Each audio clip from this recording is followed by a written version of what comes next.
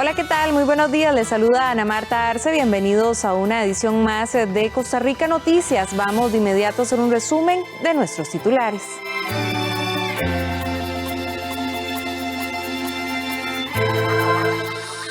A partir del primer trimestre del próximo año, nuestro país recibirá 1 millón de vacunas contra la COVID-19. Embajada de China donó 9.000 mascarillas de tela para la atención de población en zonas vulnerables por la pandemia. En los deportes, selección de Costa Rica volverá a jugar en Austria tras 14 años y lo hará con un duro reto, terminar con prácticamente un año sin conocer la victoria. Líder de la minoría demócrata en el Senado de Estados Unidos advirtió a sus colegas republicanos que están envenenando la democracia al seguir negándose a reconocer la victoria de Joe Biden.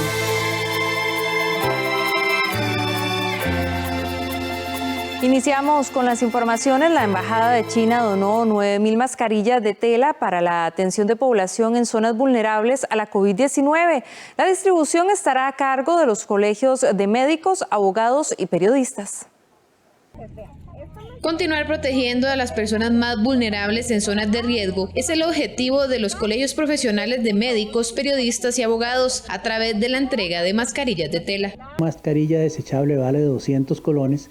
Y hay gente que o se pone mascarilla o come. Esa es la realidad de este país en este momento.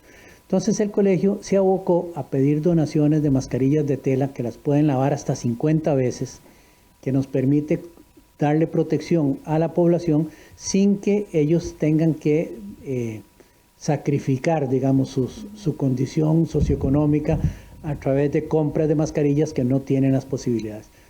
Recientemente la Embajada de China donó 9.000 cubrebocas que son lavables, reutilizables, impermeables y tienen 3 capas protectoras, las cuales contribuirán con esta campaña. Este viernes precisamente se llevará a cabo en el Club de Leones de San Sebastián a partir de las 8:30 de la mañana y hasta agotar existencias. No es solo entregarlas, o sea, el Colegio de Médicos está decidido no solo a entregarlas porque eso es muy fácil. Sería nada más agarrar una caja y decir, tome, repártelas, no. Es agarrar a cada una de las personas y decirle la mascarilla se usa en esta forma, la puede lavar en esta forma, la importancia de usar la mascarilla, porque no solo se están protegiendo ellos, se están protegiendo a su familia, que eso es una cosa que tenemos que meterle en la cabeza a la gente.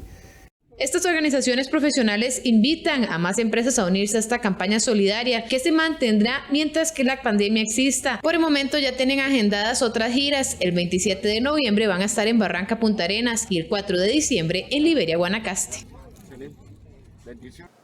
A partir del primer trimestre del próximo año, nuestro país recibirá de AstraZeneca 1 millón de vacunas contra la COVID-19. La empresa AstraZeneca suministrará a nuestro país 1 millón de dosis de su vacuna candidata contra la COVID-19, según informó el Ministerio de Salud y la Presidencia de la República. De resultar exitosos los ensayos clínicos en curso, se estima que la vacuna estará disponible a partir del primer trimestre del 2021, aseguró el presidente de la República. Esto completa el pool de vacunas que hemos venido trabajando en los diferentes acuerdos, uno primero con el mecanismo llamado COVAX, otro con la empresa Pfizer y este tercero que anunciamos el día de hoy con la empresa AstraZeneca.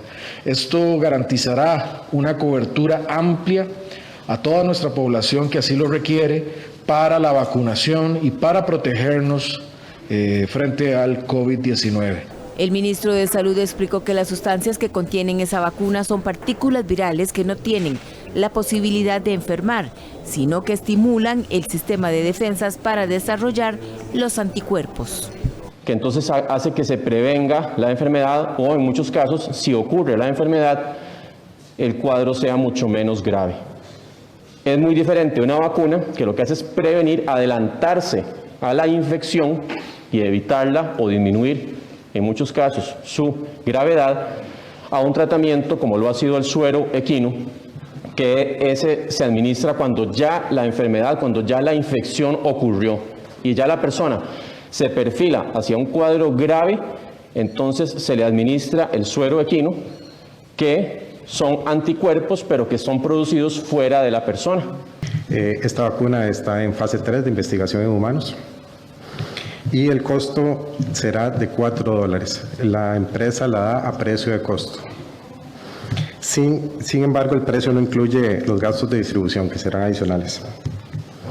En este momento, los ensayos clínicos fase 3 se están desarrollando en Reino Unido, Estados Unidos y Brasil. Hay también en desarrollo estudios clínicos fase 1 y 2 que están en curso en Sudáfrica, Japón, Kenia y Rusia. Por su parte, la coordinadora del programa ampliado de inmunizaciones de la Caja Costarricense de Seguro Social dijo que han elaborado la logística de la supervisión y planificación para aplicar la vacuna a diferentes poblaciones el próximo año. Realmente el contar con un trabajo tan planificado en todos los niveles de gestión, desde central hasta local, es lo que va a garantizar esa calidad en esa vacunación. Y ya empezamos con ese procedimiento de capacitación en cascada para poco a poco ir preparando también a ese nivel local, que es la esencia del programa de vacunación en el país. Las compras de las vacunas serán mediante el Fondo Nacional de Emergencias por la vía de excepción que permite la Ley de Emergencias 8488. ¿Está realizando Costa Rica las suficientes pruebas para detectar la COVID-19? En la siguiente nota se lo contamos. ¿Se están haciendo menos pruebas o están disminuyendo realmente los casos? Esa es la pregunta que muchas personas se han hecho en las últimas semanas, en donde se ha visto una baja de las personas contagiadas con COVID-19. Expertos consultados por Costa Rica Noticias aseguran que la cantidad de pruebas que se están realizando actualmente no es la suficiente y que el número de PCR diarias debería subir de 2.500 a 4.000 para tener un mejor panorama de la situación país. Hay una reducción, no es muy... Vamos a ver, no es muy sensible, pero sí hay una reducción en la cantidad de casos que es proporcional a una reducción en la cantidad de pruebas que se hacen. Ahora, aquí no sabemos qué es primero, si el huevo o la gallina. ¿Por qué? Porque no sabemos si hay pocos casos porque hay pocos enfermos o hay pocos enfermos porque hay pocos casos sospechosos. ¿A qué voy con esto? El sistema ahorita es más pasivo que activo. Podría decir que sí, será que estamos detectando menos, porque no estamos haciendo suficientes pruebas. Bueno, podría ser, pero también el índice R tampoco es que ha aumentado tanto como para pensar que hay demasiados casos que andan por ahí que no se han detectado, porque la reproducción del virus está haciendo de un infectado una persona, digamos que se pueda infectar también. Al hablar de cifras, los médicos Ronald Evans y Roberto Salvatierra detallan que a la fecha el país ha reportado la aplicación de 336.529 pruebas diagnósticas, lo que equivale a 65.545 pruebas por millón de habitantes. Es decir, aproximadamente esto representa apenas 3 pruebas por cada caso, lo que para ellos es una cifra baja, pues es de apenas 0.38% por cada 1.000 personas, lo que si lo comparamos con Chile, por ejemplo, hace 1.45 y Colombia 0.56. Ante esta situación, en la Caja Costarricense del Seguro Social insisten que trabajan con toda su capacidad disponible. No obstante, tienen que apegarse a la realidad mundial en cuanto a la disponibilidad y a la realidad nacional en cuanto a los recursos. Lo que tiene que ver con testeo implica recursos, tanto recursos humanos como recursos financieros, recursos logísticos y recursos de infraestructura. De hecho, la Junta Directiva aprobó hace 15 días la compra, creo que son de 100.000 pruebas de PCR por un monto de casi 1.600 millones de colones. Y estas pruebas hay que utilizarlas casi como si fueran oro, porque son las mismas pruebas que están tratando de comprar todo el mundo al mismo tiempo. En este momento estamos siguiendo una estrategia que ya el doctor Ruiz mencionó, que es el de establecer laboratorios de diagnóstico molecular en diferentes centros regionales. O sea, siempre es una descentralización, pero no tan atomizada como la queríamos hacer desde el principio. Para los expertos, la Caja está siendo pasiva a la hora de buscar nuevos casos, pero ha demostrado capacidad de atender a quienes llegan a solicitar una hospitalización o servicio. Tal vez no es que haya que duplicar o triplicar la cantidad de casos, sino tal vez incrementar la cantidad de pruebas intentando buscar los contactos de los confirmados positivos para cortar cadenas de contagio. Esto significa duplicar la cantidad de muestras, y probablemente significa llegar a 4.000 pruebas o 5.000 pruebas en algún momento determinado. Siempre es bueno mantener, ¿verdad?, como unos estudios poblacionales para más o menos ver cómo se va comportando. Que en ese caso yo me imagino que el Ministerio de Salud pues tomará la decisión en el momento que crea que sea apropiado. Estos profesionales en salud señalan que los números reales de si hay o no una disminución se deberán reflejar dentro de 2 semanas. Sin embargo, sí insisten que la Caja de Seguro Social y el Ministerio de Salud podrían aumentar el rastreo de casos sospechosos para conocer mejor cómo se encuentra Costa Rica. Expertos piden a los padres de familia poner atención a la actividad física y hábitos de alimentación de los niños. Aseguran que descuidar estos factores en tiempos de pandemia podría dejar graves consecuencias. Debido a la situación de la emergencia nacional por COVID-19, la mayoría de niños del país se vieron obligados a dejar la escuela presencial y en muchos casos este cambio de estilo de vida dejó atrás el juego, el ejercicio físico y hasta los hábitos alimenticios saludables. Ante esta situación, el Colegio de Profesionales en Psicología y el Colegio de Profesionales en Nutrición, el MEP, PANI y la empresa privada lanzaron la campaña Cuídame Nutritivamente, que busca informar sobre buenas prácticas relacionadas con salud mental, hábitos de alimentación y estilos de vida saludables, con el fin de mantener a los más pequeños de la casa en buena forma y evitar complicaciones de salud. Las disciplinas, nutrición y psicología, hoy nos unimos y mantenemos la voz en alto de los niños y las niñas diciendo cuídame nutritivamente hacia todas esas personas adultas que los acompañan, porque el sobrepeso y la obesidad son situaciones a nivel mundial de la cual Costa Rica no se exime. Es un fenómeno multicausal provocado no solo por el exceso de falta de hábitos de alimentación saludable, sino también por la relación emocional que se crea a partir de la relación de los adultos con los alimentos.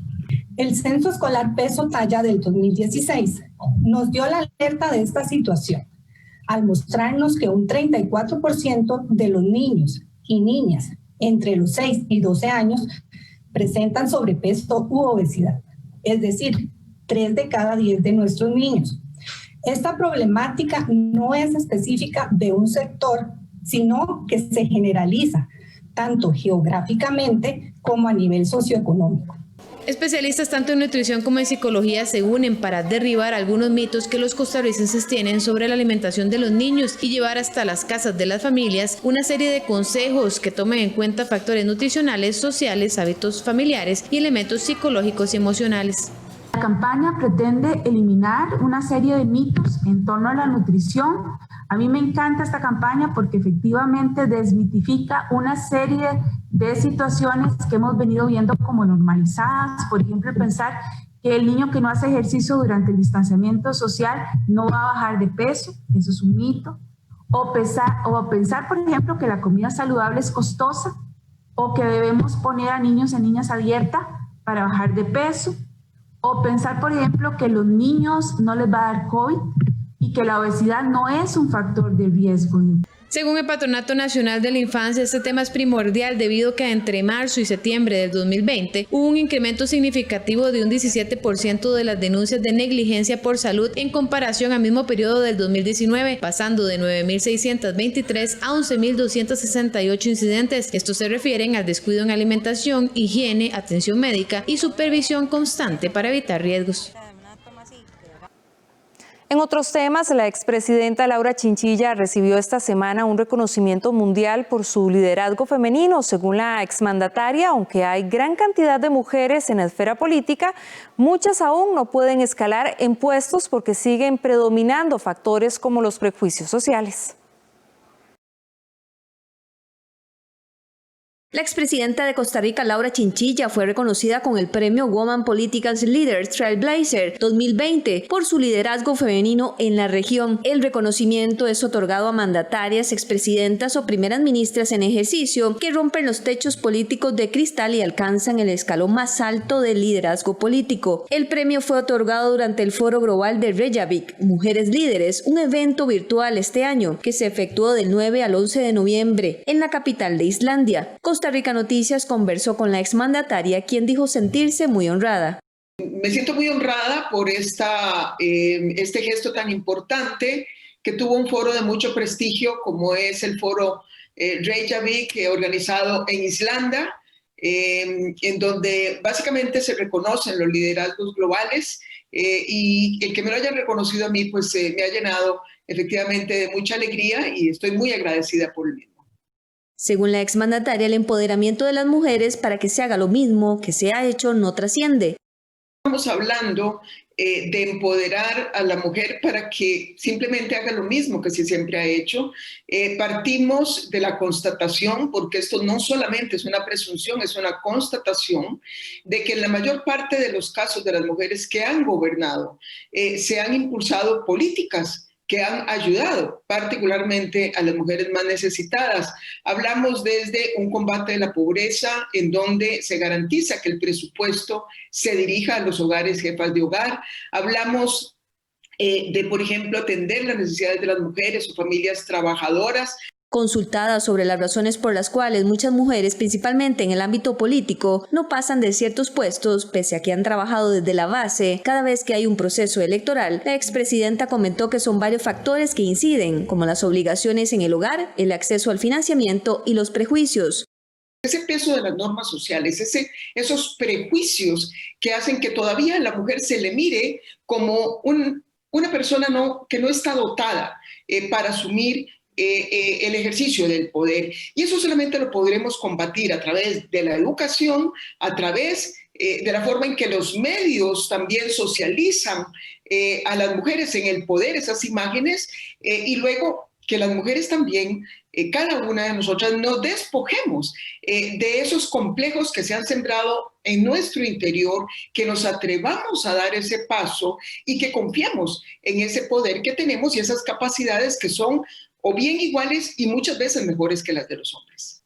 La exmandataria enumeró 3 de sus principales logros para la mujer cuando gobernó entre el 2010 y 2014, la red de cuidado que considera se ha debilitado y la reducción en un 50% de los femicidios, así como la paridad en la educación en los 3 niveles. En marzo de este año, la gobernante costarricense fue galardonada con el Premio de Mujeres de la Década en la Vida Pública y el Liderazgo del Women Economic Forum, celebrado en Ámsterdam, Holanda. Puede ver y escuchar todo lo dicho por la expresidenta ya en nuestro sitio web www.costarricamedios.cr. El Ministerio de la Presidencia le solicitó a la Procuraduría General de la República aclarar el rol y las funciones de la primera dama. El Ministerio de la Presidencia envió una consulta a la Procuraduría General de la República, que es el abogado del Estado, con la finalidad de aclarar el accionar del rol y las funciones de la primera dama y su despacho. Dicha solicitud de análisis jurídico fue enviado con una serie de dudas y consultas de actores políticos.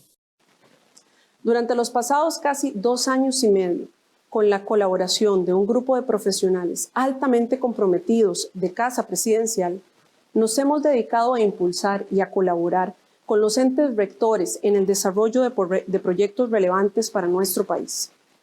Este trabajo lo hemos realizado apegados al marco jurídico vigente y en estricto respeto de las rectorías y competencias legales correspondientes. Dobles aseguró que su despacho trabaja con la movilidad urbana e infraestructura, acceso a la vivienda, ordenamiento territorial, impulso para el desarrollo de la región Chorotega y la reactivación de la isla San Lucas. Sobre este tema, el especialista en Derecho, Eduardo Acuña, explicó que esta consulta definirá si la figura de la primera dama puede tener atribuciones de funcionario público, como de hecho ha ocurrido. O si por el contrario es únicamente un tema de protocolo propio de una tradición en la sociedad costarricense. Esto será el tema a definir en la consulta que se le ha realizado y que pretende permitir de alguna manera definir los alcances y las facultades que podría tener la primera dama en el ejercicio de atribuciones de carácter público. Entre las consultas a la Procuraduría General de la República se encuentra si la labor de la primera dama se limita estrictamente a una función protocolar.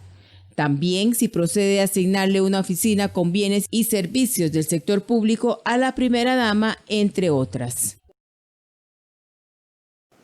La economía costarricense tiene pulso, así lo afirmó el presidente del Banco Central a Costa Rica Noticias. Según el jerarca, hay signos de recuperación en sectores como el turístico y las exportaciones de bienes.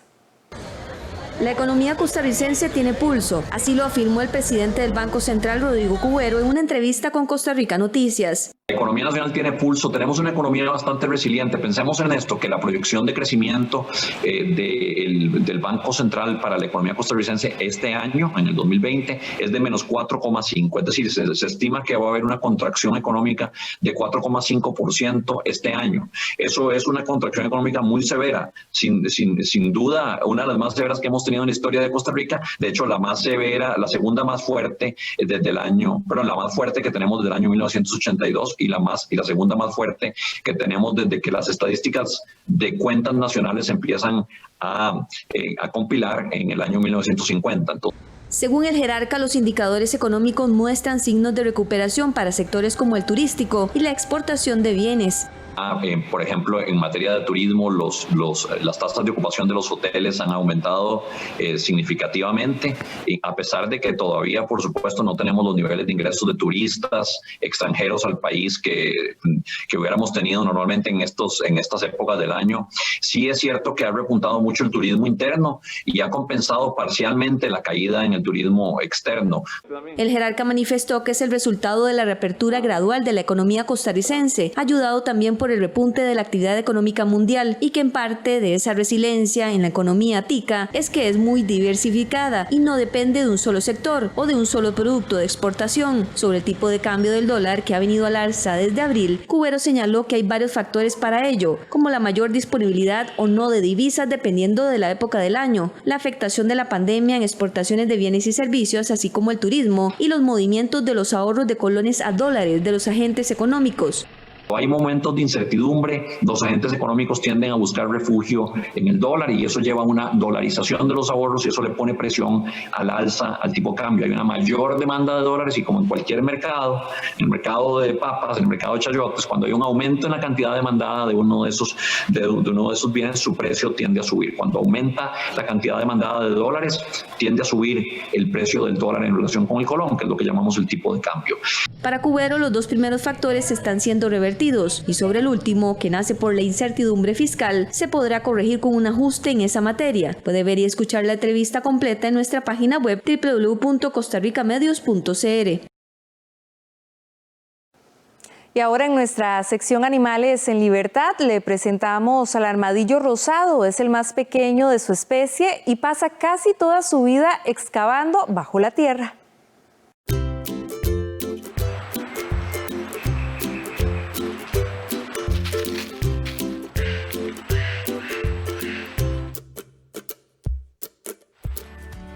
El armadillo rosado es el más pequeño de la familia de los armadillos. Mide entre 7 y 11 centímetros de largo, excluyendo su cola. Es originario de Argentina, es de color rosa pálido y tiene pelos blancos en el vientre. Vive principalmente en zonas arenosas y secas, donde abunden los arbustos. Es un animal nocturno. Excava sus madrigueras en la tierra, generalmente cerca de los hormigueros. También es conocido como pichiciego y pasa casi toda su vida excavando bajo tierra. Se alimenta principalmente de hormigas, larvas, gusanos, caracoles, otros insectos y varias plantas y raíces. El más chiquito de los armadillos se alimenta de invertebrados y plantas y se deja ver en la superficie en muy raras ocasiones. Además, es muy susceptible al estrés y no tolera muy bien los encuentros con humanos.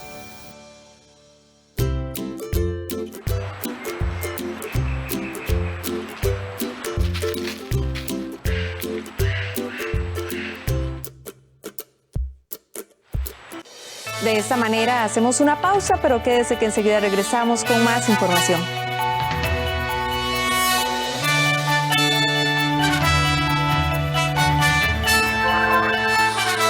Líder de la minoría demócrata en el Senado de Estados Unidos advirtió a sus colegas republicanos que están envenenando la democracia al seguir negándose a reconocer la victoria de Joe Biden.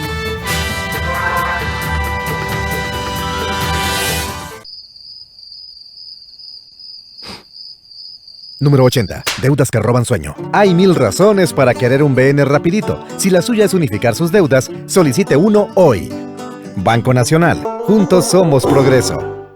Costa Rica Noticias Regional le trae información generada desde cada uno de los 82 cantones del país. Nuestra red colaborativa de medios regionales nos presenta la realidad que se vive en cada comunidad. Le invitamos a conocer los retos y las iniciativas de las distintas regiones de Costa Rica en este programa informativo todos los días, a las 2 de la tarde al finalizar Soluciones del 13. Solo en 13, Costa Rica Televisión. Los lunes, miércoles y viernes aprendemos de pintura al óleo con el inigualable Pedro Cerech. En La Magia del Color. A las 11 de la mañana y 4 de la tarde. Solo en 13, Costa Rica Televisión. Queremos que salga bien, tenemos que hacer bien las cosas, eso toma tiempo, así es como trabajan los profesionales. Usted es el que sabe. Que yo no quiero que trabaje en un lugar donde la gente gana muchísimo dinero y me exigen estar a ese nivel. ¡Ey! La primera notificación. ¡Qué caro! ¿Para quién es esa ropa? Para la reina de Inglaterra. Entonces, ¿qué hago? ¿Sin traje? No tengo trabajo. ¿Y sin trabajo no tengo traje? Yo le voy a encontrar arreglo como de lugar. Continúa La Remendona, la serie donde se arreglan prendas, almas y vidas. No te la perdás, este sábado 14 de noviembre a las 6:30 de la tarde. Solo por 13, Costa Rica Televisión. 12 de cada 20 cárceles del país tienen orden de los juzgados de ejecución de la pena de no admitir más personas debido al alto grado de hacinamiento. Esta es una de las razones por las que el Ministerio de Justicia planteó ante la Sala Constitucional un recurso de conflicto de competencias entre poderes de la República. El recurso llamado conflicto de competencias entre poderes de la República es inusual que se utilice.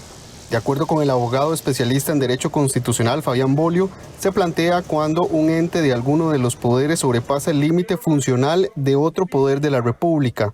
Recordemos que tiene que producirse un conflicto de competencias constitucionales. Y aquí tendríamos un juez de ejecución de la pena en ejercicio de facultades legales que están definidas por ley, y las de la Sala Constitucional definidas por la Constitución. Pero no puede plantearse un conflicto entre la Sala y un juez, sino tiene que ser entre uno de los poderes, por ejemplo, el Poder Ejecutivo y el Tribunal Supremo de Elecciones, o el Poder Legislativo y el Poder Ejecutivo, o el Poder Legislativo y el Poder Judicial. Si no son competencias constitucionales de la misma jerarquía constitucional, el conflicto se tiene que resolver. El Ministerio de Justicia planteó ante la Sala Constitucional un recurso de conflicto de competencias entre poderes de la República con el objetivo de encontrar una salida a la acumulación de personas en celdas judiciales. Según Justicia, la acumulación de privados de libertad que deben ser trasladados al sistema penitenciario se generó debido a la imposibilidad de recibir personas en los centros por órdenes judiciales. De las 20 cárceles del país, 12 tienen órdenes dictadas por los juzgados de ejecución de la pena para que no reciban a más personas por el grado de sobrepoblación. Nos interesa mucho conocer la opinión de los señores magistrados, especialmente porque la Dirección General de Adaptación Social no ha podido cumplir a cabalidad con la obligación que tiene por ley de recibir a todas estas personas. Esto se debe a que la Dirección General de Adaptación Social mira todos los centros penitenciarios como un sistema y va administrando las cargas en cada uno de ellos de esta forma integral. Pero al tener órdenes de cierre en algunos de los centros, estos cierres no toman en cuenta esa visión integral. Estas son las cárceles que no pueden recibir a más personas. La cárcel de Liberia, la cárcel 26 de Julio, la cárcel de Limón, la cárcel Carlos Luis Fallas, el CAI Antonio Bastida de Paz, el CAI Jorge de Bravo, el CAI Nelson Mandela, la cárcel San José, el CAI Adulto Mayor, la cárcel Jorge Arturo Montero Castro en los ámbitos A, B, C y D. Esta es la que se conoce como la Reforma, la Luis Paulino Mora y la Gerardo Rodríguez Echeverría. De acuerdo con el Ministerio de Justicia, el sistema penitenciario recibe por mes un promedio de 450 nuevos ingresos y actualmente tienen un 21.89% de sobrepoblación. Es decir, hay 2.778 personas de más. La jueza de ejecución de la pena de Alajuela, Odilit Robles, explicó a Costa Rica Noticias que cuando ellos giran una orden de cierre de un centro es porque el hacinamiento sobrepasa el 120% de su capacidad real. Nosotros lo que hacemos es girar una orden, primero pedimos un informe al centro penitenciario y a partir de ahí giramos una orden. Ya el asunto de un cierre de un centro penitenciario ya es como una medida extrema para procurar, digamos, que se bajen los niveles de hacinamiento crítico. Estamos hablando de 100, más del 100, es más, casi hay centros penitenciarios que están casi que al 200%, ¿verdad?, de capacidad. El recurso se presentó el miércoles y hoy jueves indicaron en la sala que se encuentra en estudio de admisibilidad.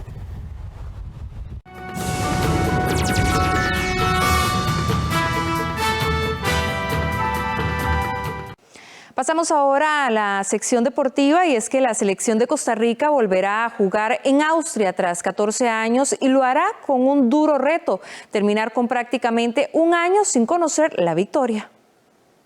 Solo han pasado 4 juegos, pero en medio de todos ellos una pandemia y el regreso a la actividad por el paronazo provocado por la misma, 2 reveses ante Panamá. Pero la historia contemplará una sequía de un año sin victorias. Costa Rica ganó un partido por última vez el 14 de noviembre del 2019 ante Curazao, 2-1 en el marco de la Liga de las Naciones de CONCACAF. El reto de la tricolor será vencer a Qatar este viernes y dejar como anécdota este pasaje, además de buscar puntos en el ranking de la FIFA, que actualmente nos ubica 50 del mundo. Aunque no lo ven como presión, sí saben en el seno del plantel que es una necesidad para retomar confianza de cara a las eliminatorias. Qatar es un equipo, quizás muchos no sepan, pero juegan muy bien, vienen con 2 años y resto juntos, con el mismo entrenador, y ya tienen, bueno, bastante tiempo con una misma idea, entonces eso también hace que sea un partido muy interesante, y es un equipo muy intenso, tiene jugadores rápidos, así que es un buen fogueo para la selección, donde nosotros también queremos demostrar y actuar bien.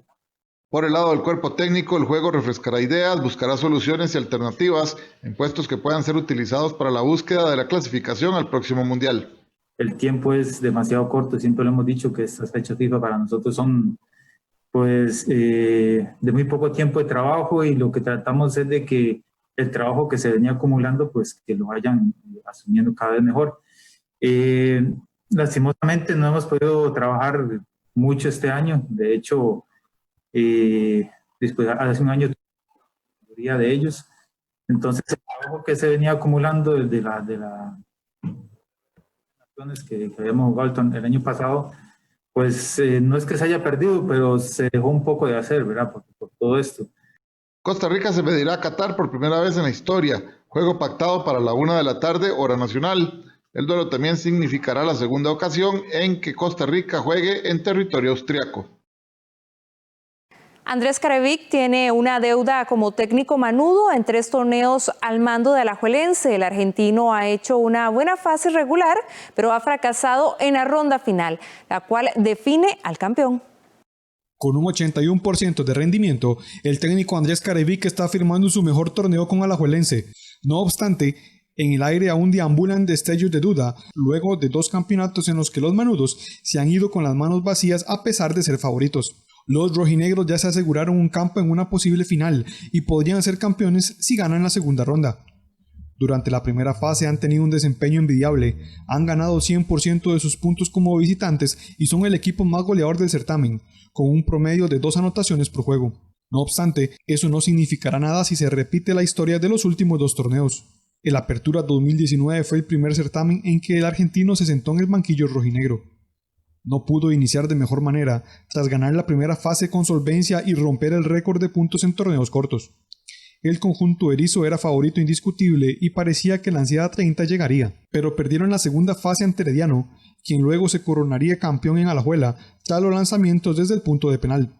El Clausura 2020 se presentó como una oportunidad de redención para Carevic, quien quedó mal parado tras el fracaso obtenido en diciembre.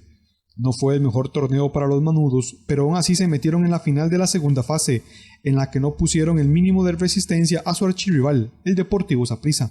Ganar la primera fase no es garantía de nada para los erizos, por lo que buscarán ganar el campeonato sin tener que jugar una gran final. El objetivo de nosotros es que no se llegue a esa gran final, porque si se llega a tener que jugar ese partido o esos dos partidos, ya hay ningún equipo tiene ventaja y va a ser mucha presión para nosotros que somos los que llegamos ahí. Entonces la idea es cerrar estos dos partidos que nos quedan de torneo regular, ver quién nos toca en semifinales e intentar pasar esas semifinales, que serían 4 partidos ahí, y ojalá poder pasar eso y llegar a ganar esos dos partidos y no tener que ir a una gran final. Tanto Ruiz como el técnico Andrés Carevic resaltan que, de cara a las semifinales, cuentan con un equipo muy maduro que tiene claro que no pueden bajar los brazos. Ambos coinciden que Alajuelense cuenta con jugadores de mucho peso y liderazgo, que han permitido tener un grupo sólido tanto deportivamente como mentalmente. Tenemos un muy buen vestidor, que tenemos gente de jerarquía que está manejando muy bien el vestidor con la parte de que hay que tener los pies sobre la tierra, de que hay que seguir trabajando duro, que todavía no hemos ganado nada. Claro que vamos por buen camino, por buena línea, conseguimos 2 objetivos muy importantes por nuestra institución. Con ellos coincide el exvolante argentino Pablo Izaguirre, quien cree que esta liga es diferente gracias al aporte de jugadores de experiencia que pasan por buen momento y que han liderado un equipo más fuerte. ¿Qué se ve diferente ahora en Liga Deportiva Alajuelense? La llegada de Brian Ruiz determinante, Alex López ha tenido más protagonismo y también lo de Álvaro Saborido y Moya es importantísimo para la liga. La liga va encaminada, si no va a haber ninguna sorpresa, va encaminada a ese título 30. Si las finales fueran hoy, los manudos se enfrentarían a Limón, sublíder del grupo B. Saprissa y en menor medida San Carlos tienen opción de quitarle el segundo puesto a los caribeños. La otra semifinal está prácticamente definida y sería entre Cartaginés y Herediano. Alajuelense cerrará la primera fase con duelos ante San Carlos de visita y ante Limón en casa. Saprissa y Guadalupe FC se medirán el domingo en un duelo crucial para sus aspiraciones, pues una derrota para cualquiera sería nefasta. Particularmente los morados deben ganar para seguirle el paso a Cartaginés y Limón FC. Saprissa llegará el domingo con el agua hasta el cuello una vez más. Los morados, que no pudieron jugar en esta fecha ante Herediano por la cuarentena florense, actuarán ante Guadalupe siendo terceros en la tabla del grupo B. Esto dado que Limón lo supera por 2 puntos, pero con un partido más. La lucha se pone más compleja a falta de 2 jornadas para el cierre. Con el triunfo del jueves pasado de Conca Champions y el del domingo, ya nos da un poco más de confianza que necesitamos ganar para tener esa confianza y trabajar tranquilos. Ahora esos ganes nos dieron un poco de tranquilidad. Ahora afinar detalles porque se viene una semana larga donde sabemos que nos toca Guadalupe y hay que ganar para ya ir aspirando a la clasificación y poder apuntar al primer lugar. El rival será Guadalupe, equipo que suele complicar las cosas al Saprissa. Los de Goicoechea jugarán con algún grado de posibilidad de seguir peleando por llegar a semifinales. A veces de nada vale pasar todo el torneo líderes o con buen rendimiento si al final no logras el objetivo que es ser campeón. Entonces ahorita estamos en una curva ascendente con mucha confianza, con bastantes goles, que eso le da mucha confianza al equipo, al grupo, y creo que eso es lo que buscamos, entrar en esta fase del torneo con mucha confianza. Morados y guadalupanos se medirán el domingo a las 4 de la tarde, ambos con presión, uno por darle casa a Limón y el otro intentando quemar su último cartucho para clasificar.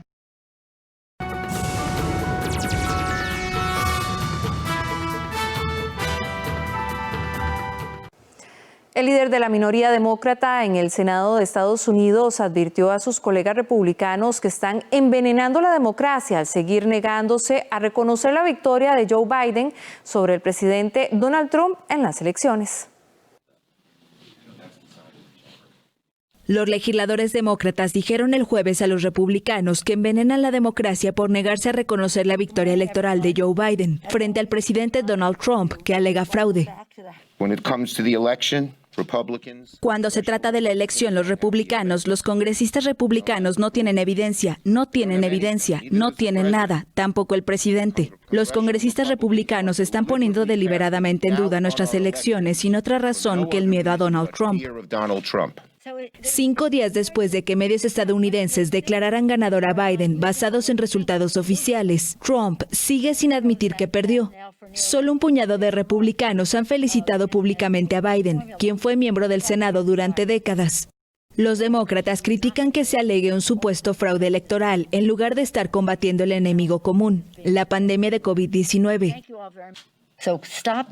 Entonces detengan el circo y pónganse a trabajar en lo que realmente les interesa a los estadounidenses, su salud y su seguridad económica. Analistas políticos ven la denuncia de fraude en las elecciones como una estrategia de los republicanos para movilizar a la base política de Trump, antes de 2 elecciones clave de segunda vuelta para los 2 escaños del Senado que le corresponden al estado de Georgia, que determinarán qué partido controlará la Cámara Alta. Alemania, que ha cerrado sus bares, restaurantes y otros establecimientos durante un mes, empieza a ver las primeras señales de mejora en la curva de contagios del coronavirus. Tras semanas de restricciones por la pandemia de coronavirus, Alemania está viendo las primeras señales de mejora.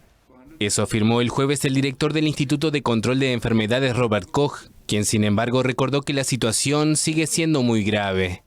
El país registró casi 22.000 nuevos contagios en las últimas 24 horas. Lo que me hace cautelosamente optimista es el hecho de que el número de casos ha aumentado un poco menos en los últimos días. La curva está subiendo un poco menos abruptamente, se está aplanando. Alemania, que había logrado controlar la primera ola de la pandemia durante la primavera boreal, vio aumentar el número de nuevos casos durante las últimas semanas.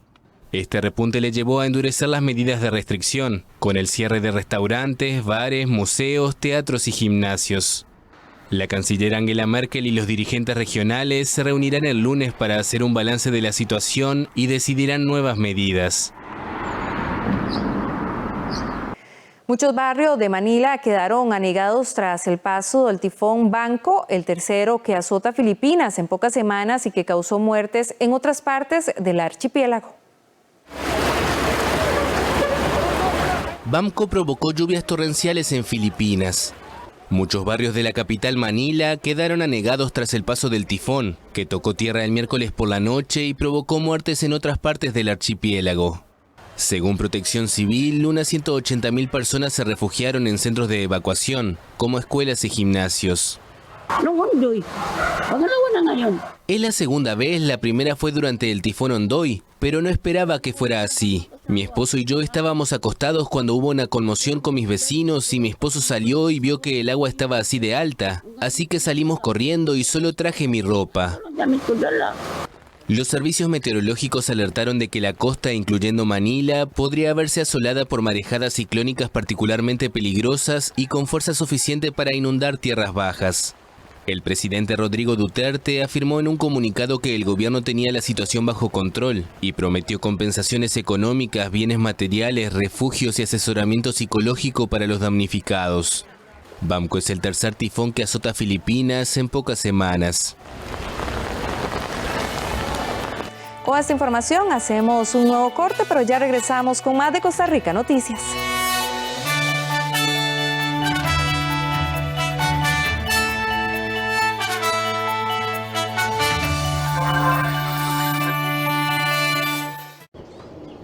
Uy, ya puedo abrir un ahorro programado en BN Móvil. Ahora todo es más simple en la página del banco. Uy, yo puedo abrir una cuenta desde la app. Ya podés disfrutar la facilidad, variedad de opciones y seguridad de nuestros canales digitales que serán música para tus oídos. Con aplicaciones intuitivas, páginas muy útiles y mucho contenido. Es música para mis oídos. Utilizalas ya. Ábrale la puerta de su casa a nuestra caravana navideña. Le llevamos la fiesta hasta su hogar.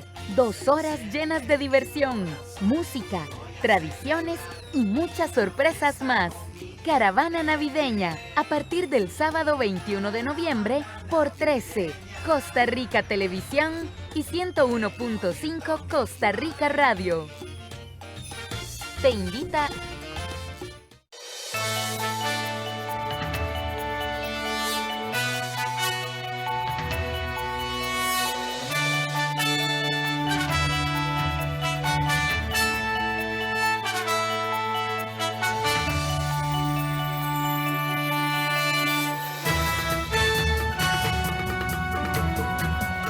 Hola, ¿qué tal? Muy buenos días. Les saluda Ana Marta Arce. Bienvenidos a una edición más de Costa Rica Noticias. Vamos de inmediato a hacer un resumen de nuestros titulares.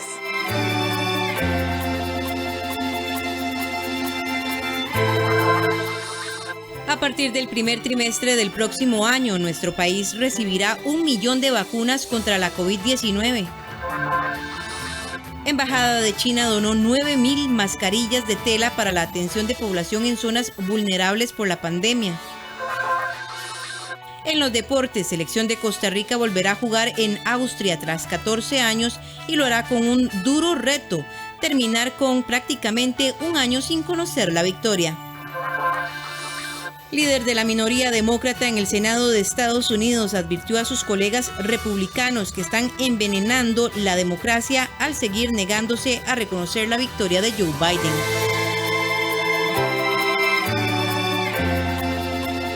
Iniciamos con las informaciones. La Embajada de China donó 9.000 mascarillas de tela para la atención de población en zonas vulnerables a la COVID-19. La distribución estará a cargo de los colegios de médicos, abogados y periodistas. Continuar protegiendo a las personas más vulnerables en zonas de riesgo es el objetivo de los colegios profesionales de médicos, periodistas y abogados a través de la entrega de mascarillas de tela. Mascarilla desechable vale 200 colones. Y hay gente que o se pone mascarilla o come. Esa es la realidad de este país en este momento.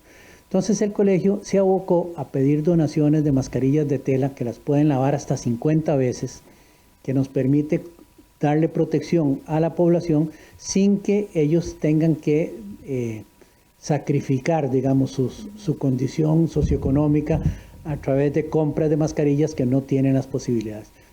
Recientemente la Embajada de China donó 9.000 cubrebocas que son lavables, reutilizables, impermeables y tienen 3 capas protectoras, las cuales contribuirán con esta campaña. Este viernes precisamente se llevará a cabo en el Club de Leones de San Sebastián a partir de las 8:30 de la mañana y hasta agotar existencias. No es solo entregarlas, o sea, el Colegio de Médicos está decidido no solo a entregarlas porque eso es muy fácil.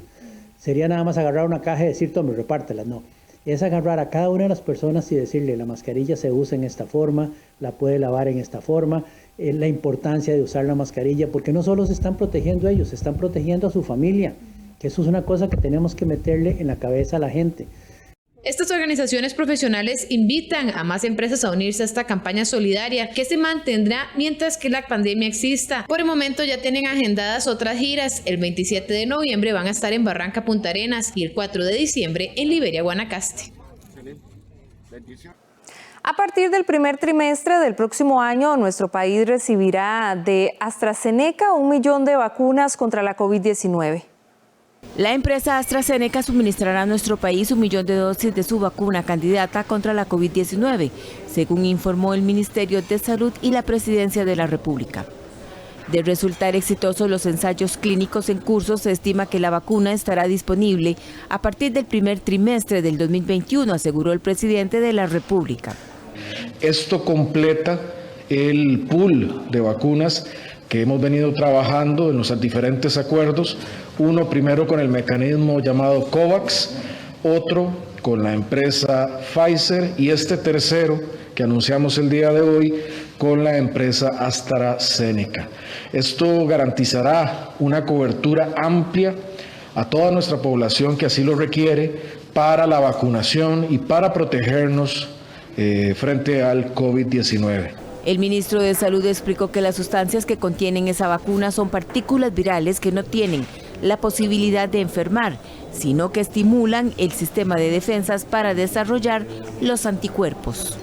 Que entonces hace que se prevenga la enfermedad o en muchos casos, si ocurre la enfermedad, el cuadro sea mucho menos grave.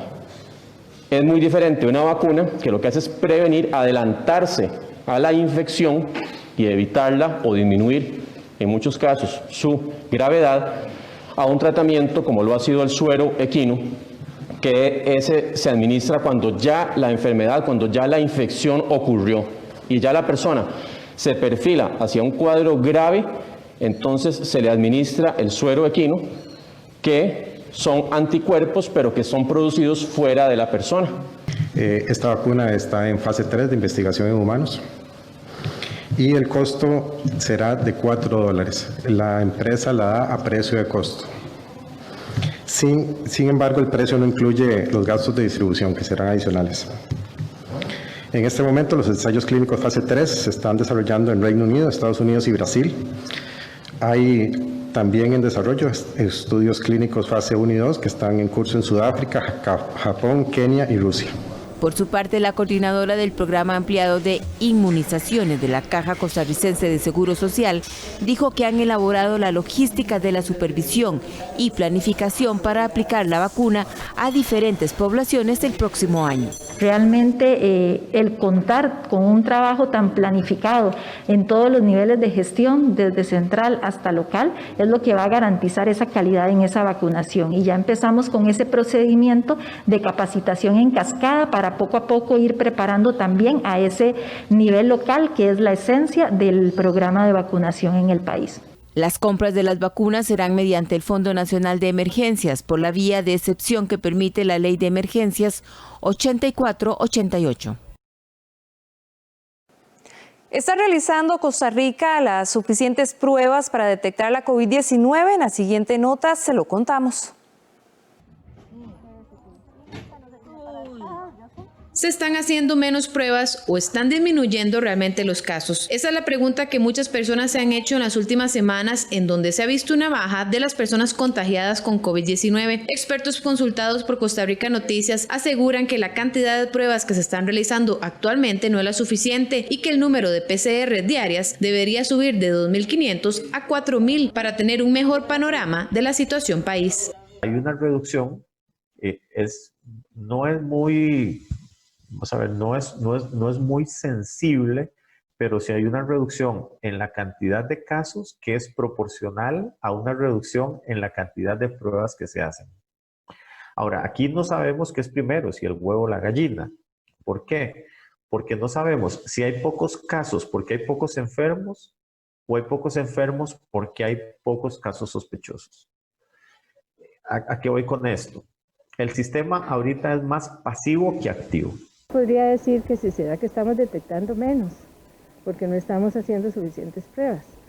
Bueno, podría ser, pero también el índice R tampoco es que ha aumentado tanto como para pensar que hay demasiados casos que andan por ahí que no se han detectado, porque la reproducción del virus está haciendo de un infectado una persona, digamos que se pueda infectar también.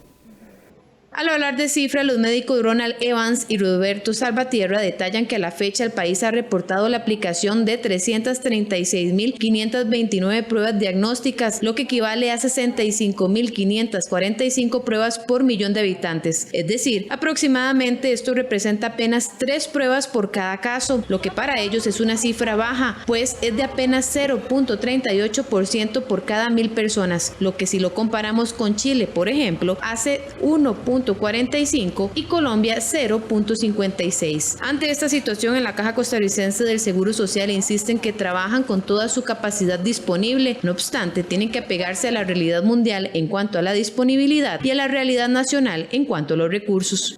Lo que tiene que ver con testeo implica recursos, tanto recursos humanos como recursos financieros, recursos logísticos y recursos de infraestructura. De hecho, la Junta Directiva aprobó hace 15 días la compra, creo que son de 100.000 pruebas de PCR por un monto de casi 1.600 millones de colones. Y estas pruebas hay que utilizarlas casi como si fueran oro, porque son las mismas pruebas que están tratando de comprar todo el mundo al mismo tiempo. En este momento estamos siguiendo una estrategia que ya el doctor Ruiz mencionó, que es el de establecer laboratorios de diagnóstico molecular en diferentes centros regionales. O sea, siempre es una descentralización, pero no tan atomizada como la queríamos hacer desde el principio. Para los expertos, la caja está siendo pasiva a la hora de buscar nuevos casos, pero ha demostrado capacidad de atender a quienes llegan a solicitar una hospitalización o servicio. Tal vez no es que haya que duplicar o triplicar la cantidad de casos, sino tal vez incrementar la cantidad de pruebas intentando buscar los contactos de los confirmados positivos para cortar cadenas de contagio. ¿Esto significa duplicar la cantidad de muestras? Probablemente significa llegar a 4.000 pruebas o 5.000 pruebas en algún momento determinado. Siempre es bueno mantener, ¿verdad?, como unos estudios poblacionales para más o menos ver cómo se va comportando. Que en ese caso yo me imagino que el Ministerio de Salud pues tomará la decisión en el momento que crea que sea apropiado. Estos profesionales en salud señalan que los números reales de si hay o no una disminución se deberán reflejar dentro de 2 semanas. Sin embargo, sí insisten que la Caja de Seguro Social y el Ministerio de Salud podrían aumentar el rastreo de casos sospechosos para conocer mejor cómo se encuentra Costa Rica. Expertos piden a los padres de familia poner atención a la actividad física y hábitos de alimentación de los niños. Aseguran que descuidar estos factores en tiempos de pandemia podría dejar graves consecuencias. Debido a la situación de la emergencia nacional por COVID-19, la mayoría de niños del país se vieron obligados a dejar la escuela presencial y en muchos casos este cambio de estilo de vida dejó atrás el juego, el ejercicio físico y hasta los hábitos alimenticios saludables. Ante esta situación, el Colegio de Profesionales en Psicología y el Colegio de Profesionales en Nutrición, el MEP, PANI y la empresa privada lanzaron la campaña Cuídame Nutritivamente, que busca informar sobre buenas prácticas relacionadas con salud mental, hábitos de alimentación y estilos de vida saludables, con el fin de mantener a los más pequeños de la casa en buena forma y evitar complicaciones de salud. Las disciplinas, nutrición y psicología, hoy nos unimos y mantenemos la voz en alto de los niños y las niñas diciendo cuídame nutritivamente hacia todas esas personas adultas que los acompañan, porque el sobrepeso y la obesidad son situaciones a nivel mundial de la cual Costa Rica no se exime. Es un fenómeno multicausal provocado no solo por el exceso de falta de hábitos de alimentación saludable, sino también por la relación emocional que se crea a partir de la relación de los adultos con los alimentos. El Censo Escolar Peso Talla del 2016 nos dio la alerta de esta situación, al mostrarnos que un 34% de los niños y niñas entre los 6 y 12 años presentan sobrepeso u obesidad, es decir, 3 de cada 10 de nuestros niños. Esta problemática no es específica de un sector, sino que se generaliza tanto geográficamente como a nivel socioeconómico. Especialistas tanto en nutrición como en psicología se unen para derribar algunos mitos que los costarricenses tienen sobre la alimentación de los niños y llevar hasta las casas de las familias una serie de consejos que tomen en cuenta factores nutricionales, sociales, hábitos familiares y elementos psicológicos y emocionales. La campaña pretende eliminar una serie de mitos en torno a la nutrición. A mí me encanta esta campaña porque efectivamente desmitifica una serie de situaciones que hemos venido viendo como normalizadas. Por ejemplo, pensar que el niño que no hace ejercicio durante el distanciamiento social no va a bajar de peso, eso es un mito. O pensar, por ejemplo, que la comida saludable es costosa o que debemos poner a niños y niñas a dieta para bajar de peso. O pensar, por ejemplo, que los niños no les va a dar COVID y que la obesidad no es un factor de riesgo. Según el Patronato Nacional de la Infancia, este tema es primordial debido a que entre marzo y septiembre del 2020 hubo un incremento significativo de un 17% de las denuncias de negligencia por salud en comparación al mismo periodo del 2019, pasando de 9.623 a 11.268 incidentes. Estos se refieren al descuido en alimentación, higiene, atención médica y supervisión constante para evitar riesgos. En otros temas, la expresidenta Laura Chinchilla recibió esta semana un reconocimiento mundial por su liderazgo femenino. Según la exmandataria, aunque hay gran cantidad de mujeres en la esfera política, muchas aún no pueden escalar en puestos porque siguen predominando factores como los prejuicios sociales. La expresidenta de Costa Rica, Laura Chinchilla, fue reconocida con el premio Women Political Leaders Trailblazer 2020 por su liderazgo femenino en la región. El reconocimiento es otorgado a mandatarias, expresidentas o primeras ministras en ejercicio que rompen los techos políticos de cristal y alcanzan el escalón más alto del liderazgo político. El premio fue otorgado durante el Foro Global de Reykjavik, Mujeres Líderes, un evento virtual este año que se efectuó del 9 al 11 de noviembre en la capital de Islandia. Costa Rica Noticias conversó con la exmandataria, quien dijo sentirse muy honrada. Me siento muy honrada por este gesto tan importante que tuvo un foro de mucho prestigio como es el foro Reykjavik organizado en Islandia. en donde básicamente se reconocen los liderazgos globales y el que me lo hayan reconocido a mí, pues me ha llenado efectivamente de mucha alegría y estoy muy agradecida por el mismo. Según la exmandataria, el empoderamiento de las mujeres para que se haga lo mismo que se ha hecho no trasciende. Estamos hablando de empoderar a la mujer para que simplemente haga lo mismo que siempre ha hecho. Partimos de la constatación, porque esto no solamente es una presunción, es una constatación, de que en la mayor parte de los casos de las mujeres que han gobernado, se han impulsado políticas que han ayudado particularmente a las mujeres más necesitadas. Hablamos desde un combate de la pobreza en donde se garantiza que el presupuesto se dirija a los hogares jefas de hogar. Hablamos de, por ejemplo, atender las necesidades de las mujeres o familias trabajadoras. Consultada sobre las razones por las cuales muchas mujeres, principalmente en el ámbito político, no pasan de ciertos puestos, pese a que han trabajado desde la base, cada vez que hay un proceso electoral, la expresidenta comentó que son varios factores que inciden, como las obligaciones en el hogar, el acceso al financiamiento y los prejuicios. Ese peso de las normas sociales, esos prejuicios que hacen que todavía a la mujer se le mire como una persona que no está dotada para asumir el ejercicio del poder. Y eso solamente lo podremos combatir a través de la educación, a través de la forma en que los medios también socializan a las mujeres en el poder, esas imágenes, y luego que las mujeres también, cada una de nosotras, nos despojemos de esos complejos que se han sembrado en nuestro interior, que nos atrevamos a dar ese paso y que confiemos en ese poder que tenemos y esas capacidades que son o bien iguales y muchas veces mejores que las de los hombres. La exmandataria enumeró 3 de sus principales logros para la mujer cuando gobernó entre el 2010 y 2014, la red de cuidado que considera se ha debilitado y la reducción en un 50% de los femicidios, así como la paridad en la educación en los 3 niveles. En marzo de este año, la gobernante costarricense fue galardonada con el Premio de Mujeres de la Década en la Vida Pública y el Liderazgo del Women Economic Forum, celebrado en Ámsterdam, Holanda. Puede ver y escuchar todo lo dicho por la expresidenta Laura Chinchilla en nuestro sitio web www.costarricamedios.cr. El Ministerio de la Presidencia le solicitó a la Procuraduría General de la República aclarar el rol y las funciones de la primera dama.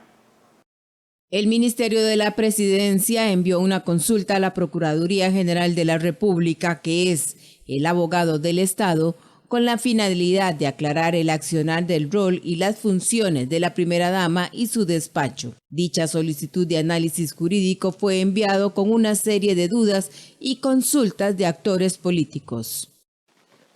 Durante los pasados casi 2 años y medio, con la colaboración de un grupo de profesionales altamente comprometidos de Casa Presidencial, nos hemos dedicado a impulsar y a colaborar con los entes rectores en el desarrollo de proyectos relevantes para nuestro país.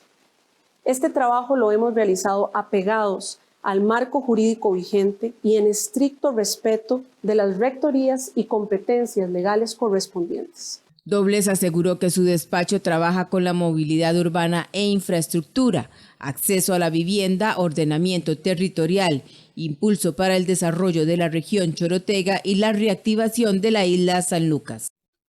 Sobre este tema, el especialista en Derecho, Eduardo Acuña, explicó que esta consulta definirá si la figura de la primera dama puede tener atribuciones de funcionario público, como de hecho ha ocurrido. O si por el contrario es únicamente un tema de protocolo propio de una tradición en la sociedad costarricense. Esto será el tema a definir en la consulta que se le ha realizado y que pretende permitir de alguna manera definir los alcances y las facultades que podría tener la primera dama en el ejercicio de atribuciones de carácter público. Entre las consultas a la Procuraduría General de la República se encuentra si la labor de la primera dama se limita estrictamente a una función protocolar. También si procede a asignarle una oficina con bienes y servicios del sector público a la primera dama, entre otras.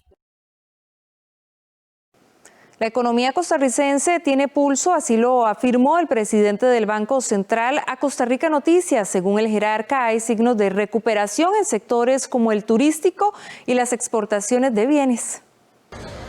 La economía costarricense tiene pulso, así lo afirmó el presidente del Banco Central, Rodrigo Cubero, en una entrevista con Costa Rica Noticias. La economía nacional tiene pulso, tenemos una economía bastante resiliente. Pensemos en esto, que la proyección de crecimiento del Banco Central para la economía costarricense este año, en el 2020, es de menos 4,5. Es decir, se estima que va a haber una contracción económica de 4,5% este año. Eso es una contracción económica muy severa, sin duda una de las más severas que hemos tenido en la historia de Costa Rica. De hecho, la más severa, la segunda más fuerte desde el año, la más fuerte que tenemos desde el año 1982 y la segunda más fuerte que tenemos desde que las estadísticas de cuentas nacionales empiezan a compilar en el año 1950.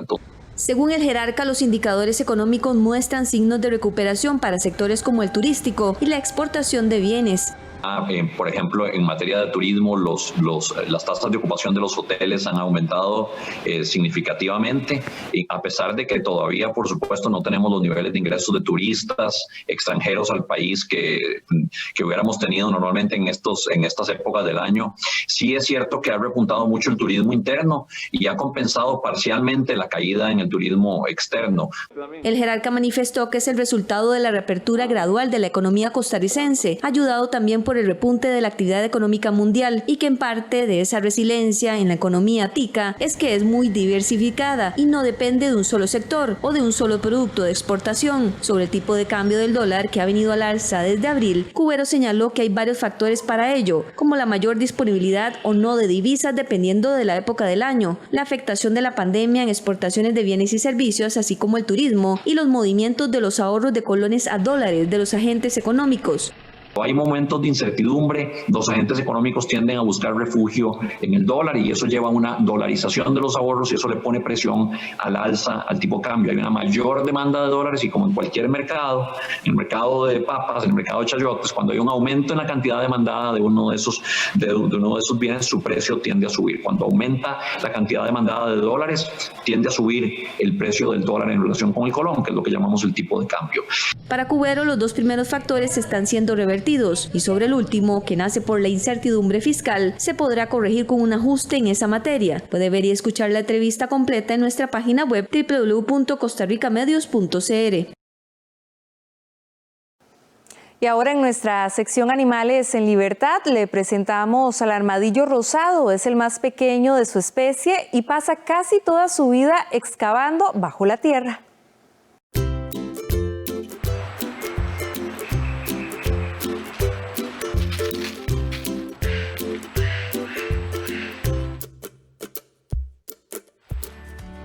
El armadillo rosado es el más pequeño de la familia de los armadillos. Mide entre 7 y 11 centímetros de largo, excluyendo su cola. Es originario de Argentina, es de color rosa pálido y tiene pelos blancos en el vientre. Vive principalmente en zonas arenosas y secas, donde abunden los arbustos. Es un animal nocturno. Excava sus madrigueras en la tierra, generalmente cerca de los hormigueros. También es conocido como pichiciego y pasa casi toda su vida excavando bajo tierra. Se alimenta principalmente de hormigas, larvas, gusanos, caracoles, otros insectos y varias plantas y raíces. El más chiquito de los armadillos se alimenta de invertebrados y plantas y se deja ver en la superficie en muy raras ocasiones. Además, es muy susceptible al estrés y no tolera muy bien los encuentros con humanos.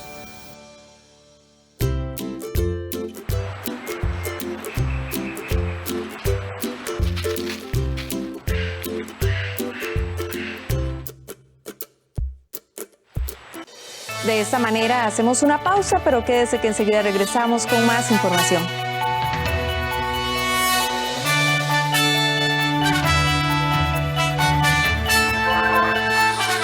Líder de la minoría demócrata en el Senado de Estados Unidos advirtió a sus colegas republicanos que están envenenando la democracia al seguir negándose a reconocer la victoria de Joe Biden.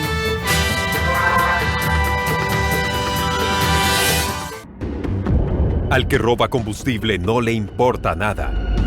A pesar de la delicada situación mundial y nacional, los ladrones siguen poniendo en peligro la vida de las personas, el entorno ambiental y la infraestructura pública. Denúncielos. Ahora hay una ley que los castiga. Tenemos un nuevo número para facilitar su denuncia, 1002. Su llamada es confidencial. Reportajes que nos informan sobre diferentes temas que afectan al mundo. Global 3000. Los martes a las 10 de la noche, por 13, Costa Rica Televisión.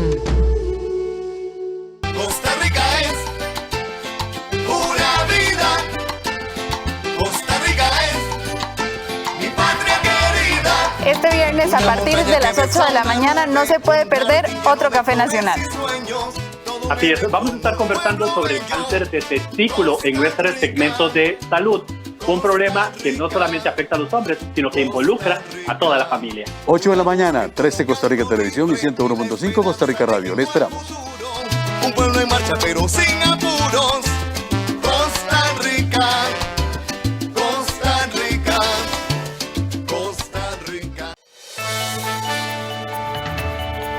12 de cada 20 cárceles del país tienen orden de los juzgados de ejecución de la pena de no admitir más personas debido al alto grado de hacinamiento. Esta es una de las razones por las que el Ministerio de Justicia planteó ante la Sala Constitucional un recurso de conflicto de competencias entre poderes de la República. El recurso llamado conflicto de competencias entre poderes de la República es inusual que se utilice. De acuerdo con el abogado especialista en Derecho Constitucional Fabián Bolio, se plantea cuando un ente de alguno de los poderes sobrepasa el límite funcional de otro poder de la República. Recordemos que tiene que producirse un conflicto de competencias constitucionales. Y aquí tendríamos un juez de ejecución de la pena en ejercicio de facultades legales que están definidas por ley, y las de la Sala Constitucional definidas por la Constitución. Pero no puede plantearse un conflicto entre la Sala y un juez, sino tiene que ser entre uno de los poderes, por ejemplo, el Poder Ejecutivo y el Tribunal Supremo de Elecciones, o el Poder Legislativo y el Poder Ejecutivo, o el Poder Legislativo y el Poder Judicial. Si no son competencias constitucionales de la misma jerarquía constitucional, el conflicto se tiene que resolver. El Ministerio de Justicia planteó ante la Sala Constitucional un recurso de conflicto de competencias entre poderes de la República con el objetivo de encontrar una salida a la acumulación de personas en celdas judiciales. Según Justicia, la acumulación de privados de libertad que deben ser trasladados al sistema penitenciario se generó debido a la imposibilidad de recibir personas en los centros por órdenes judiciales. De las 20 cárceles del país, 12 tienen órdenes dictadas por los juzgados de ejecución de la pena para que no reciban a más personas por el grado de sobrepoblación. Nos interesa mucho conocer la opinión de los señores magistrados, especialmente porque la Dirección General de Adaptación Social no ha podido cumplir a cabalidad con la obligación que tiene por ley de recibir a todas estas personas. Esto se debe a que la Dirección General de Adaptación Social mira todos los centros penitenciarios como un sistema y va administrando las cargas en cada uno de ellos de esta forma integral. Pero al tener órdenes de cierre en algunos de los centros, estos cierres no toman en cuenta esa visión integral. Estas son las cárceles que no pueden recibir a más personas. La cárcel de Liberia, la cárcel 26 de Julio, la cárcel de Limón, la cárcel Carlos Luis Fallas, el CAI Antonio Bastida de Paz, el CAI Jorge de Bravo, el CAI Nelson Mandela, la cárcel San José, el CAI Adulto Mayor, la cárcel Jorge Arturo Montero Castro en los ámbitos A, B, C y D. Esta es la que se conoce como la Reforma, la Luis Paulino Mora y la Gerardo Rodríguez Echeverría. De acuerdo con el Ministerio de Justicia, el sistema penitenciario recibe por mes un promedio de 450 nuevos ingresos y actualmente tienen un 21.89% sobrepoblación. Es decir, hay 2.778 personas de más. La jueza de ejecución de la pena de Alajuela, Odilit Robles, explicó a Costa Rica Noticias que cuando ellos giran una orden de cierre de un centro es porque el hacinamiento sobrepasa el 120% de su capacidad real.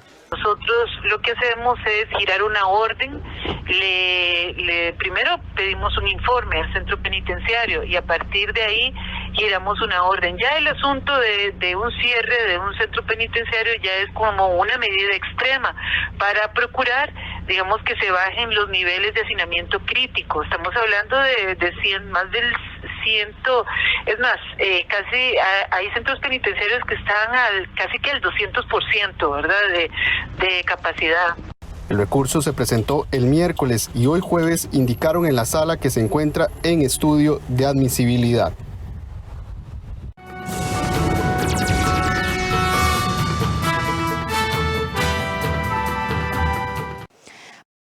Ahora a la sección deportiva, y es que la selección de Costa Rica volverá a jugar en Austria tras 14 años y lo hará con un duro reto: terminar con prácticamente un año sin conocer la victoria.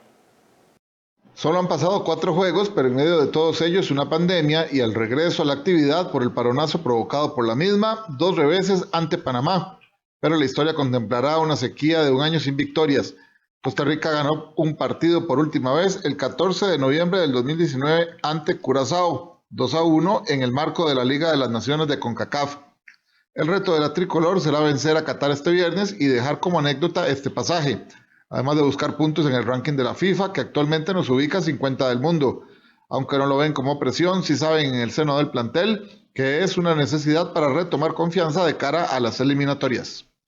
Qatar es un equipo, quizás muchos no sepan, pero juegan muy bien, vienen con 2 años y resto juntos, con el mismo entrenador, y ya tienen, bastante tiempo con una misma idea. Entonces, eso también hace que sea un partido muy interesante, y es un equipo muy intenso, tiene jugadores rápidos, así que es un buen fogueo para la selección, donde nosotros también queremos demostrar y actuar bien.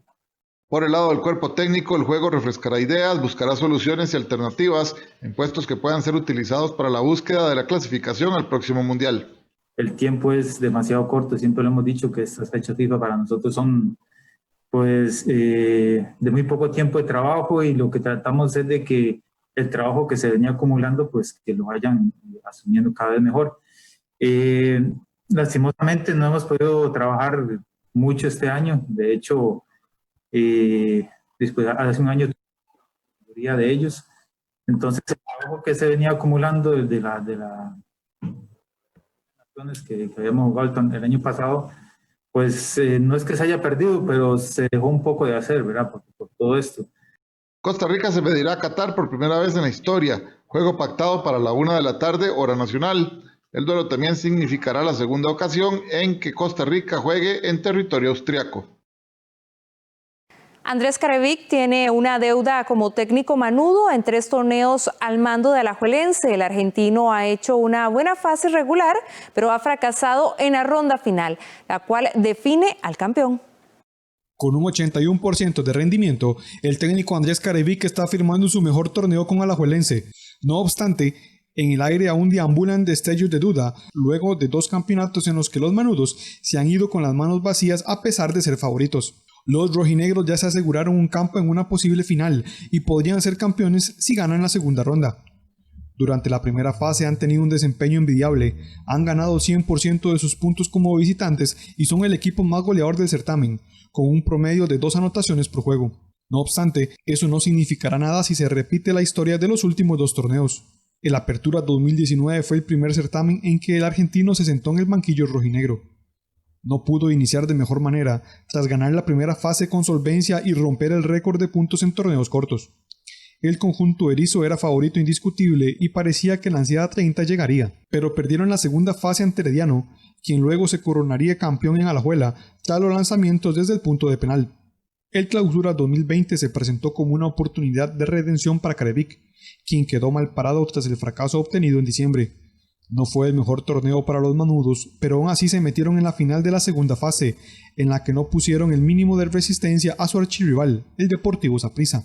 Ganar la primera fase no es garantía de nada para los erizos, por lo que buscarán ganar el campeonato sin tener que jugar una gran final. El objetivo de nosotros es que no se llegue a esa gran final, porque si se llega a tener que jugar ese partido o esos 2 partidos, ya hay ningún equipo que tiene ventaja y va a ser mucha presión para nosotros que somos los que llegamos ahí. Entonces la idea es cerrar estos 2 partidos que nos quedan de torneo regular, ver quién nos toca en semifinales e intentar pasar esas semifinales, que serían 4 partidos ahí, y ojalá poder pasar eso y llegar a ganar esos 2 partidos y no tener que ir a una gran final. Tanto Ruiz como el técnico Andrés Carevic resaltan que, de cara a las semifinales, cuentan con un equipo muy maduro que tiene claro que no pueden bajar los brazos.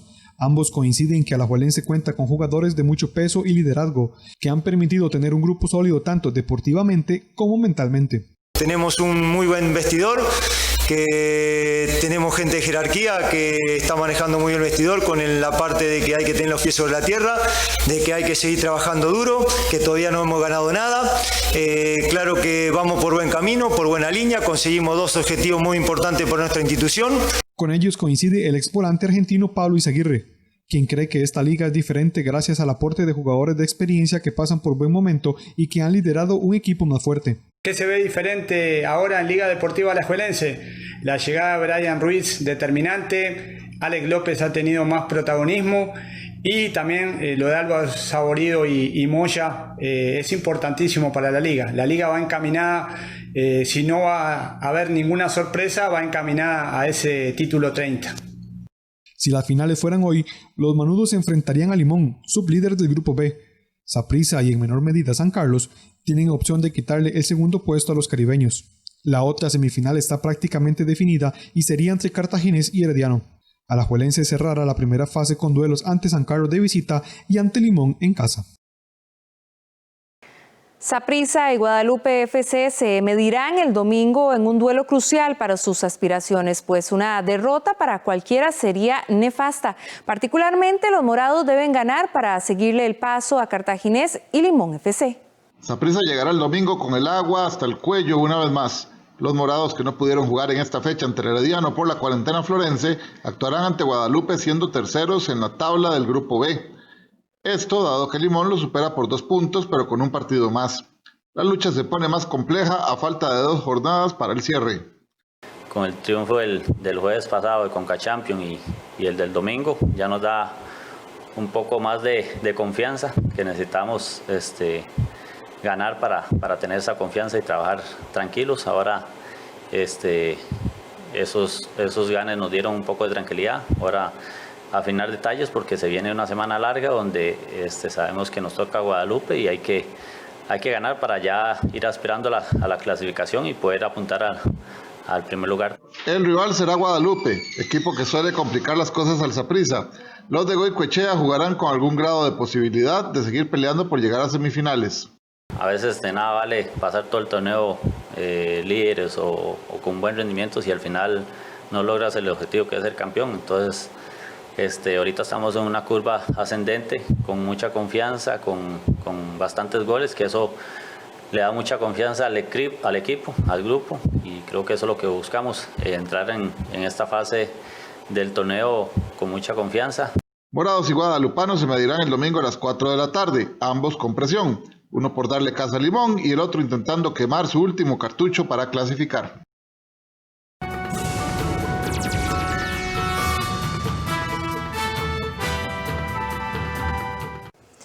El líder de la minoría demócrata en el Senado de Estados Unidos advirtió a sus colegas republicanos que están envenenando la democracia al seguir negándose a reconocer la victoria de Joe Biden sobre el presidente Donald Trump en las elecciones.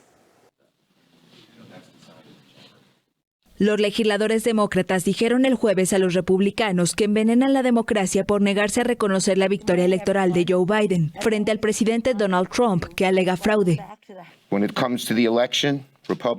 Cuando se trata de la elección, los republicanos, los congresistas republicanos no tienen evidencia, no tienen nada, tampoco el presidente. Los congresistas republicanos están poniendo deliberadamente en duda nuestras elecciones sin otra razón que el miedo a Donald Trump.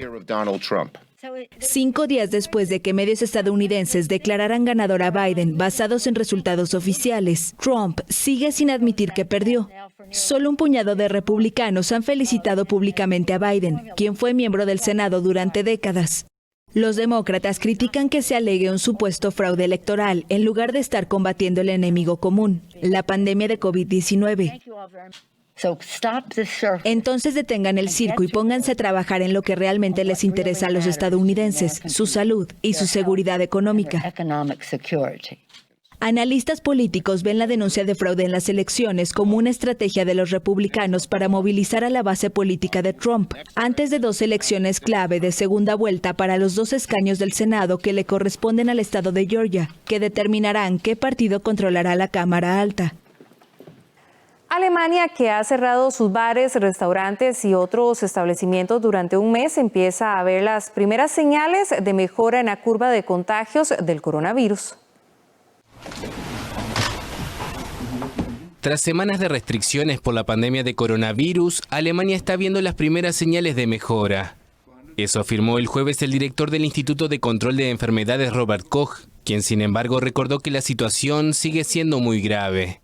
El país registró casi 22.000 nuevos contagios en las últimas 24 horas.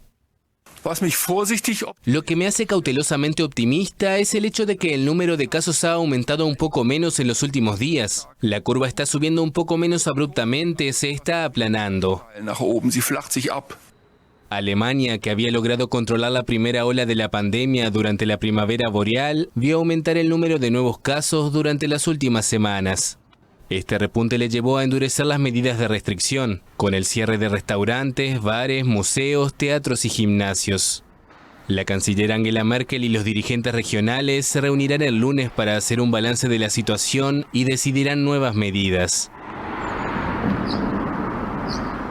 Muchos barrios de Manila quedaron anegados tras el paso del tifón Banco, el tercero que azota Filipinas en pocas semanas y que causó muertes en otras partes del archipiélago. Banco provocó lluvias torrenciales en Filipinas. Muchos barrios de la capital Manila quedaron anegados tras el paso del tifón, que tocó tierra el miércoles por la noche y provocó muertes en otras partes del archipiélago. Según Protección Civil, unas 180.000 personas se refugiaron en centros de evacuación, como escuelas y gimnasios. Es la segunda vez, la primera fue durante el tifón Ondoy, pero no esperaba que fuera así. Mi esposo y yo estábamos acostados cuando hubo una conmoción con mis vecinos y mi esposo salió y vio que el agua estaba así de alta, así que salimos corriendo y solo traje mi ropa. Los servicios meteorológicos alertaron de que la costa, incluyendo Manila, podría verse asolada por marejadas ciclónicas particularmente peligrosas y con fuerza suficiente para inundar tierras bajas. El presidente Rodrigo Duterte afirmó en un comunicado que el gobierno tenía la situación bajo control y prometió compensaciones económicas, bienes materiales, refugios y asesoramiento psicológico para los damnificados. Banco es el tercer tifón que azota Filipinas en pocas semanas. Hasta acá nuestra edición matutina de Costa Rica Noticias. Gracias por su compañía. Recuerde que les esperamos al mediodía con más información.